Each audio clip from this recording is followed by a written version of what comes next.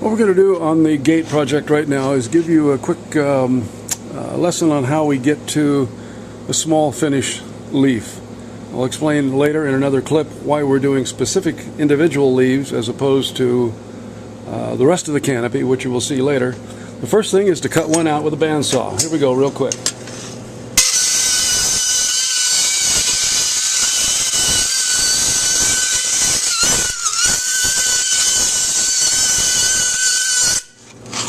Making this one just slightly larger than the rest to make it a little easier to see in a quick video. Then we finish and deburr the edges. Take a look over here, real easy and real quick. Go to one of our mini belt sanders.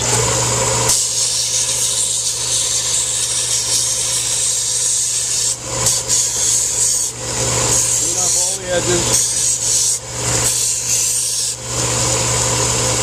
Take all the little rough sanding marks off the edges. And now let's put a vein in it. This is kind of fun, kind of simple, and also kind of crude, but that's the way it is sometimes. This is not rocket science. This is just a step or two above the Stone Age. One vein, maybe some smaller ones, like a real leaf. And now we have something, not much of a leaf yet, kind of an ugly little thing. And let's go out here to one of the hammers. Here's where you see the finish work. This is what happens. We're using two, here we go, two nylon hammer, a hammer with the nylon in it and a nylon anvil to get rid of the ugliness here.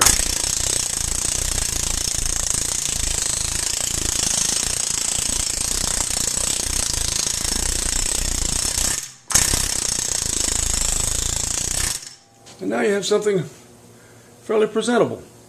We'll make about 60 or 80 of those and combine them with the other more generic canopy that you will see in a future video. And that's the way we make a leaf. We have tree canopy making in progress. This is going to be a real short clip, and then we'll attach it to perhaps a few more of the next steps of creating the canopy. These are offcuts, random cuts that we took out of the tree armature, the basic tree itself. Random cuts are just fine because tree canopies are very, very random. This is the plasma torch. I'm going to create a heat several times hotter than the surface of the sun. I'm going to make a few cuts here real quick. Here's a quick way, here's the way we go.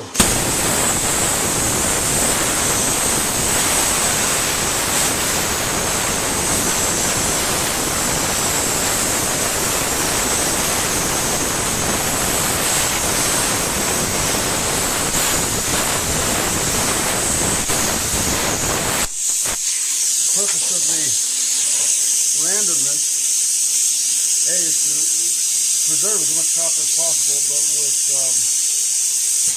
with irregularities that might hint at the randomness of a tree canopy.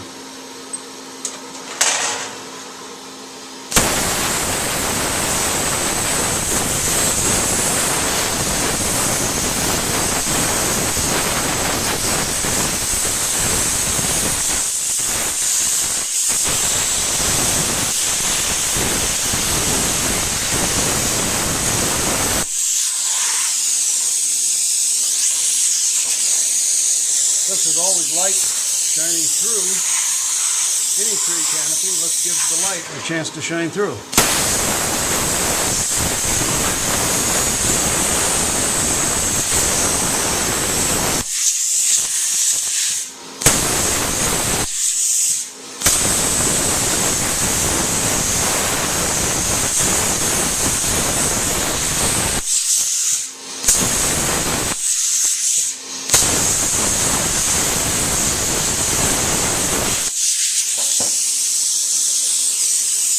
There we are, a piece of tree canopy. Even the cutouts, even the negative spaces will be used as a part of the canopy. They'll go in between stiffeners and braces and other decorative elements. Ouch. Like I said, it's as hot as the surface of the sun. And these gloves aren't up to it. We'll come back to some of the rest of the process very soon. Here's our little pile of well, not so small, pile of canopy cutouts. The larger pieces are there, the smaller ones are here. These are the cutouts from the cutouts. And then I've gone over to the gate itself and just randomly stuck about 10 of them on there any way I could. In fact, they're really precarious. If I shook the gate one little tiny bit, they'd all fall down.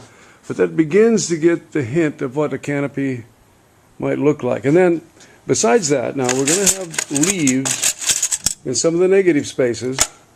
Here they are, little guys like this, so that you will actually see, it's not focusing, is it? I'm sorry. You'll actually see real leaves, much as you would with a real tree. When you get up close, you can actually pick out leaves. As you're standing a ways off, all you see is a massive green canopy. That's the stage we're at. Now the next step will be to texture it. Each piece is going to go through the air hammer for an extensive amount of time, not only to get texture, but to strengthen it, and for me to see each piece and start beginning to decide how they're going to go together. After that, every piece is going to go into the sandblaster and become roughened up with high pressure sand, actually glass bead in this case. And the object of that is to get a good tooth, a good grip, a good bite for the chemicals that will give it the greening effect, the canopy verdigris color. Okay, we'll tie a few more of these together and see if we can't put together a little movie here in a while. I have no idea how this will work with the tremendous amount of noise that this machine makes, but this we're going to run through one piece. Just to give you an idea of the technique, how far we go. We take it from that shiny, smooth look to a nicely textured and hammered look, like this.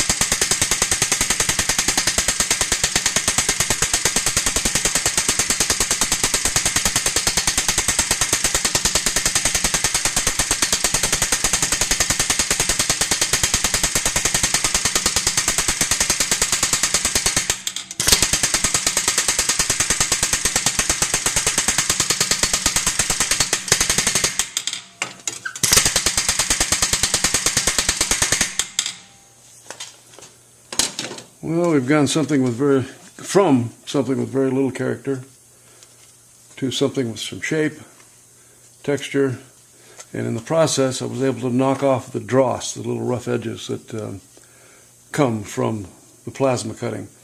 A few missed areas, not too critical, we're not going to worry about them. When it goes into the sandblaster, we'll erase all of that, and then the color will mask virtually everything. We'll have a beautiful tree canopy out of that piece. Take that times about 40 or 50 and you'll be all done.